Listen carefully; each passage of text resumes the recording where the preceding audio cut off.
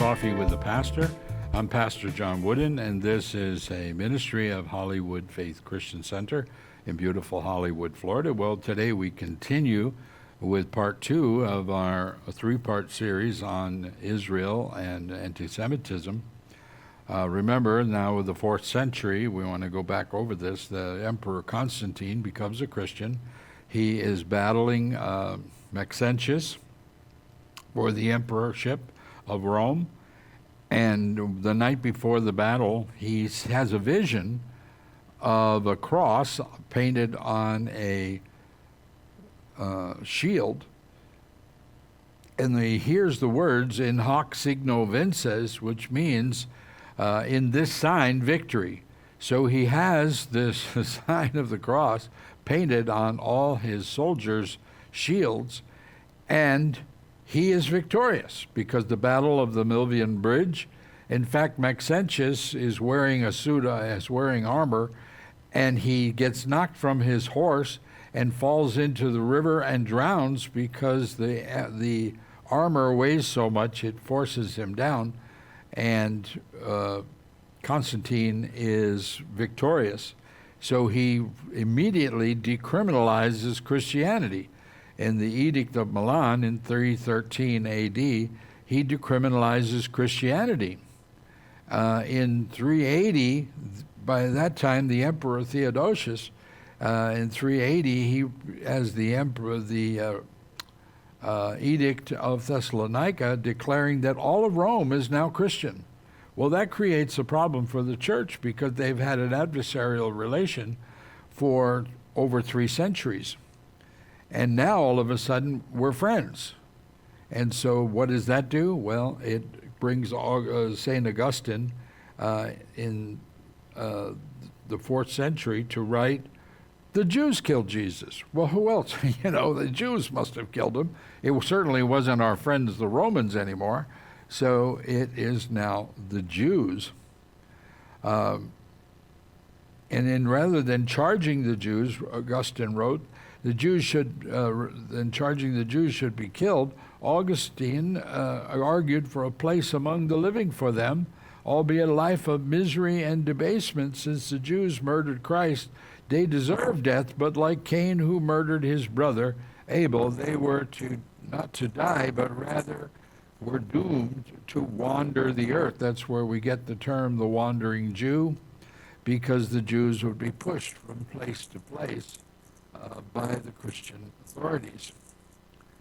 But our church fathers wrote horrible things about the Jewish people. Judaism since Christ is a corruption. Indeed, Judas is the image of the Jewish people. Now, here's Augustine writing this. Augustine is probably the principal theologian at the 4th century, and he is what's putting it out there to be anti-Semitic against the Jewish people. And it is the seedbed for centuries of anti-Semitism. The spirit of Haman the Agagite, which is why God wanted Saul to kill King Ahab. We know the Crusades were really bad for the Jewish people because on their way to do battle with the Muslims over Jerusalem, they tuned up by killing Jews and burning their villages all the way on the route from Europe to the Middle East. It is only by the Second Crusade in 1146 that St. Bernard of Clairvaux, writing for the Pope, writes that don't hurt them, don't kill them.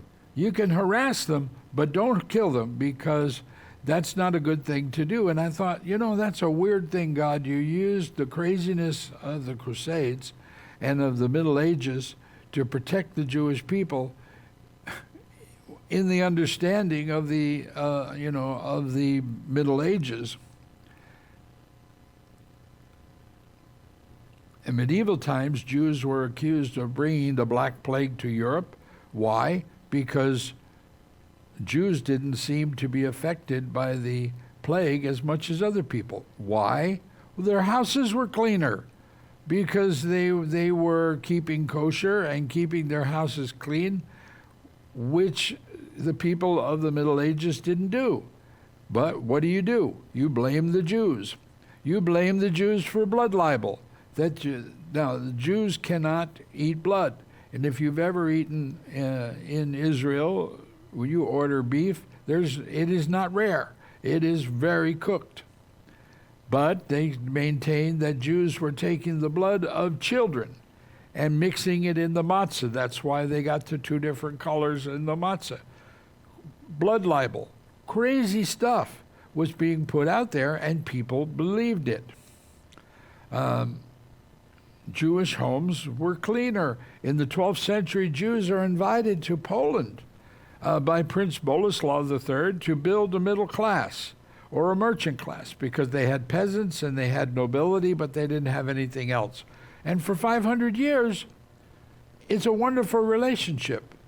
Then the Russians come into Poland and start harassing the Jewish people.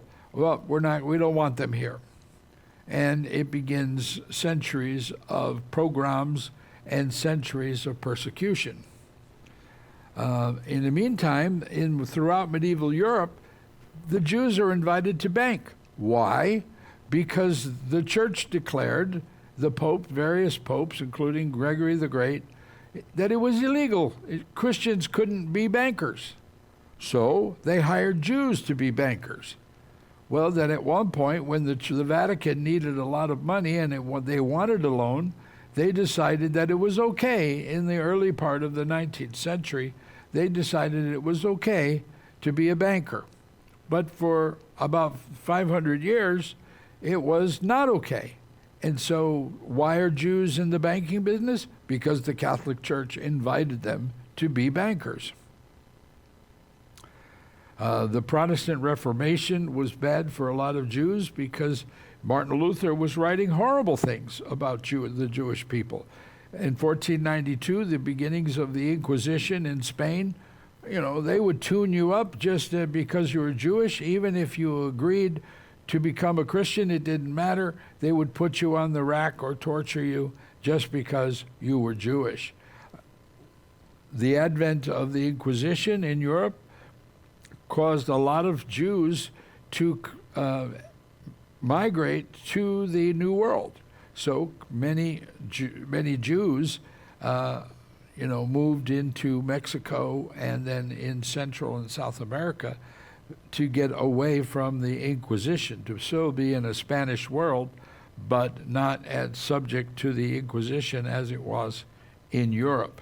Martin Luther writes horrible things, about the Jewish people: burn their church, burn their synagogues, burn their homes, destroy them if they won't become Christians.